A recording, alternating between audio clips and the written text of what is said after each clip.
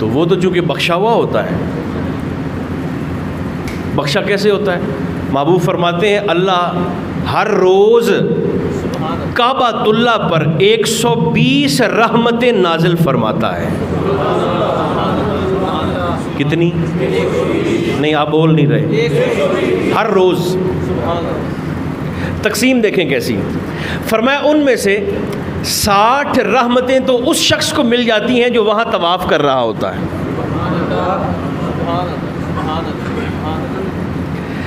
40 رحمتیں ان لوگوں کو مل جاتی ہیں جو وہاں پر نماز پڑھ رہے ہوتے ہیں. اور 20 رحمتیں ان کو ملتی ہیں جو صرف ایسے ہاتھ باندھ کر ٹکٹکی باندھ کر بیت اللہ کو دیکھ رہے ہوتے ہیں.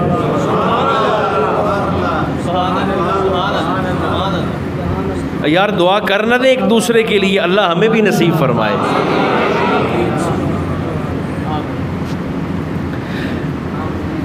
چونکہ کچھ چیزیں ایسی ہیں جنہیں دیکھنے پر بھی ثواب ملتا ہے. ان میں کعبۃ اللہ ہے.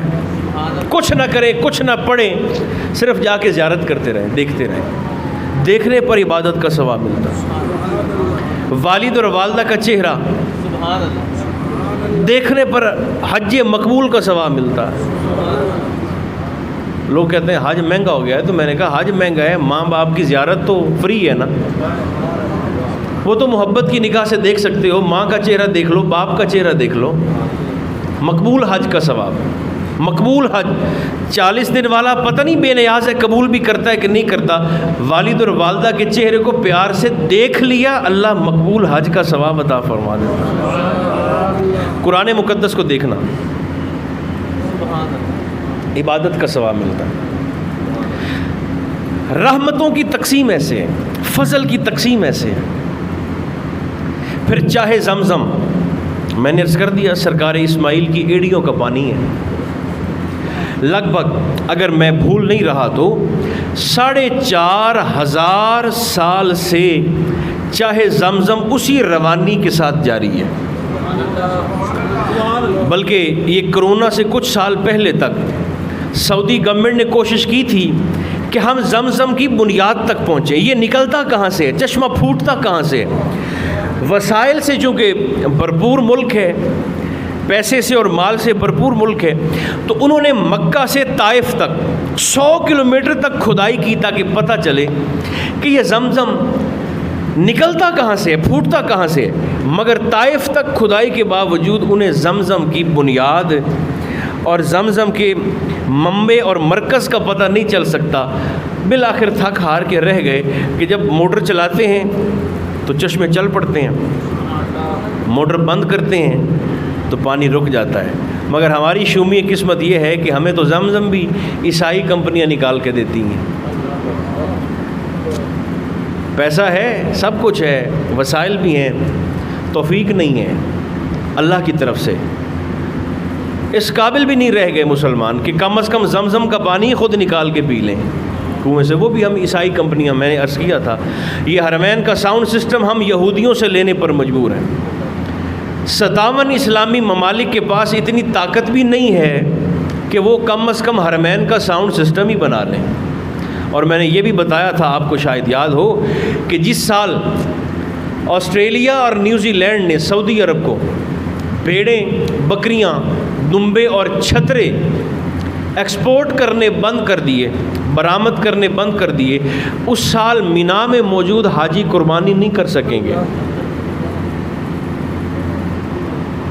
یہ ہماری حالت ہے. حج کی فضیلت اپنی جگہ پر بجا، مگر جہاں میری اور آپ کی کوتاہی ہے ذاتی طور پر ہمیں اس پر بھی توجہ دینے کی ضرورت ہے. آخری حدیث پاک، اس کے بعد شاید پھر عید کا اعلان بھی ہے. آخری بات اسی حج کے حوالے سے. بہت سارے ایسے لوگ ہیں، ہر شخص خود سوچے، جو صاحب نصاب ہے. بولیے کیا ہے؟ صاحب نصاب ہے. جس کے پاس پیسہ بھی ہے، جس کے پاس مال بھی ہے، استطاعت بھی ہے، قوت بھی ہے، طاقت بھی ہے. اگر اللہ توفیق دے چونکہ موت سر پہ کھڑی ہے، زندگی کا کوئی بھروسہ نہیں ہے، زندگی کا بالکل کوئی پتہ نہیں ہے، موت لمحہ لمحہ سر پہ کھڑی ہے، اگلے قدم کا پتہ نہیں ہے۔ جن افراد کو، جن احباب کو اللہ نے توفیق دی ہے، وہ یارو پہلی فرصت میں حج بیت اللہ کا اہتمام کریں، اور حج ہے جوانی کا، جوانی کا حج طاقت کے ساتھ ہے، ذوق بھی تب آتا ہے جب صحت اجازت دے، جب آپ کا جسم، آپ کی ہڈیاں ساتھ آپ کا دے رہی ہوں۔ حج کا ذوق بھی اس وقت آتا ہے۔ جنہیں اللہ نے توفیق دی ہے وہ قربانی کریں۔ بلکہ لوگ پوچھتے ہیں کہ صاحب ہم قربانی کے جانور میں نبی پاک علیہ السلام کے نام کا حصہ رکھ سکتے ہیں؟ تو میں نے درخواست کی کہ بھائی یہ سوال بنتا ہی نہیں۔ اگر اللہ نے آپ کے باقی 6 حصے رد بھی کرنے ہوں تو مصطفیٰ کا حصہ دے کر وہ 6 بھی قبول فرما لے گا۔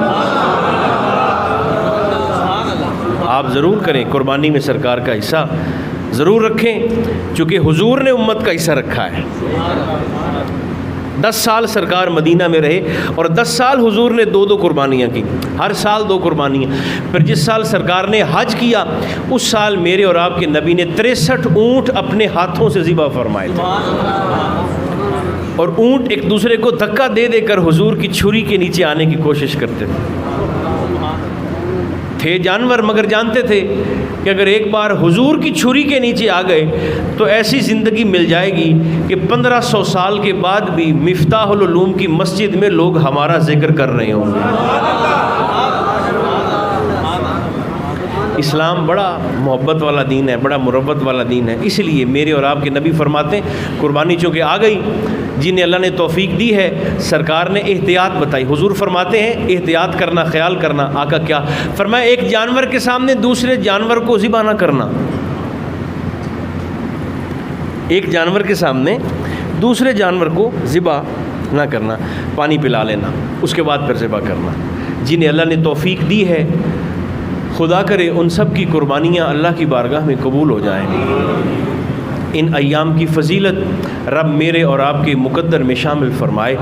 صلی اللہ تعالی علی خیر خلقہ محمد و آلہ و اصحابہ اجمعین۔